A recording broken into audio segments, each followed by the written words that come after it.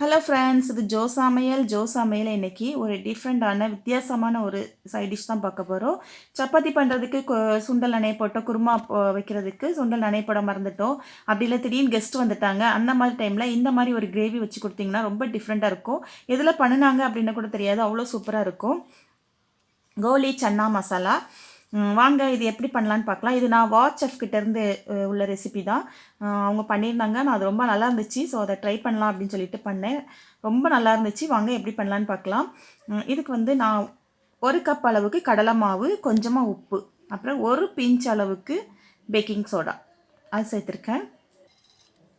அப்புறம் கொஞ்சமாக மஞ்சத்தூள், 1 டீஸ்பூன் மிளகாத்தூள், கொஞ்சமாக காயத்தூள், பெருங்காயம் அது கொஞ்சம் சேர்த்துருக்கேன், 1 டீஸ்பூன் மிளகாத்தூள் சேர்த்துட்டு இதை வந்து நல்லா கலந்துக்கோங்க. தண்ணி வந்து ரொம்ப விட்டு பிசைஞ்சிடக்கூடாது. ஒரு 5-6 டேபிள் ஸ்பூன் தான் இதுக்கு தேவைப்படும்.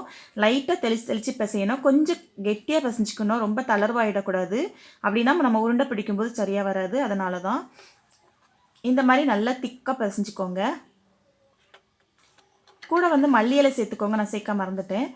என்கிட்ட ஃப்ரெஷ்ஷான மல்லி இலை இல்லை, அதனால் நான் இந்த மாதிரி காய வச்சுருக்கேன். இது வந்து இந்த மாதிரி டைமில் வந்து லாக்டவுன் டைமில் ரொம்ப நல்லா யூஸ்ஃபுல்லாக இருக்குது. அதோடய ஃப்ளேவரும் ரொம்ப நல்லா இருக்குது. அதை சேர்த்து நல்லா பிசைஞ்சிக்கோங்க.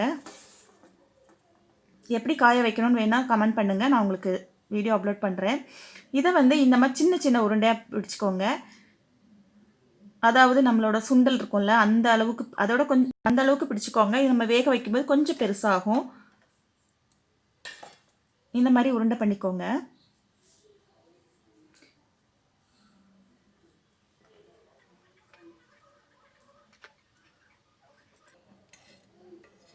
ஒரு கடாயில் 2 ஸ்பூன் எண்ணெய் சேர்த்துக்கோங்க.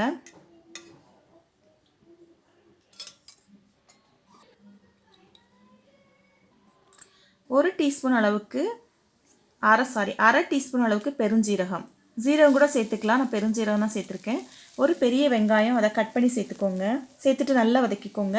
இந்த அளவுக்கு சின்னதாக 2 தக்காளி எடுத்துருக்கேன், அதை வந்து மிக்ஸியில் கிரைண்ட் பண்ணிக்கோங்க. இப்போ வந்து 1 டீஸ்பூன் அளவுக்கு இஞ்சி பூண்டு விழுது, அதையும் சேர்த்துக்கோங்க. சேர்த்துட்டு நல்லா கலந்துக்கோங்க. கொஞ்சமாக மஞ்சத்தூள்,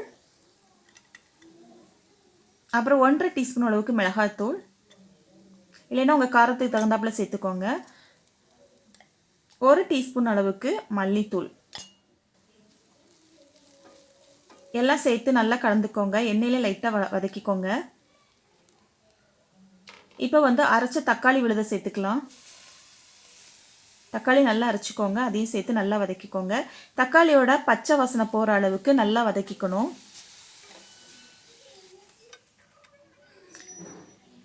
இப்போ இது வதங்குற டைமில் நம்ம உருட்டி வச்சுருக்கோம் இல்லையா, அந்த கோலி சின்ன சின்ன உருண்டையாக கடலை மாவு உருண்டை, அதை எடுத்து இதை வேக வச்சுக்கலாம். தண்ணி நல்லா கொதிக்கட்டும். இப்போ அந்த உருண்டையை சேர்த்துக்கலாம். நம்ம போட்டலேருந்து கொஞ்சம் பெரிய சைஸாக வரும். இதை வந்து எண்ணெயில் கூட ஃப்ரை பண்ணி போடலாம், இல்லைன்னா ஆவியில் வேக வச்சு போடலாம். நான் வந்து நல்லா தண்ணியில் வேக வச்சு போட்டிருக்கேன். நீங்கள் ஆவியில் கூட வேக வச்சு போடலாம், இல்லைன்னா எண்ணெயில் ஃப்ரை பண்ணி கூட போடலாம். எப்படி போட்டாலும் ரொம்ப நல்லாயிருக்கும். இப்போ நல்லா வெந்துடுச்சு. வெந்ததுக்கப்புறம் தண்ணியை எடுத்துக்கோங்க. இந்த தண்ணியை வந்து வேஸ்ட் பண்ண வேண்டாம், இந்த தண்ணியை ஊற்றியே நம்ம கிரேவி பண்ணிக்கலாம்.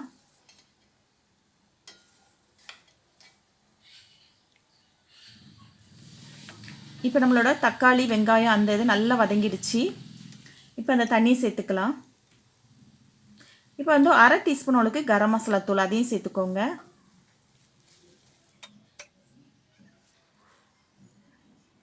இப்போ தண்ணி சேர்த்து நல்லா கொதிக்க வைங்க.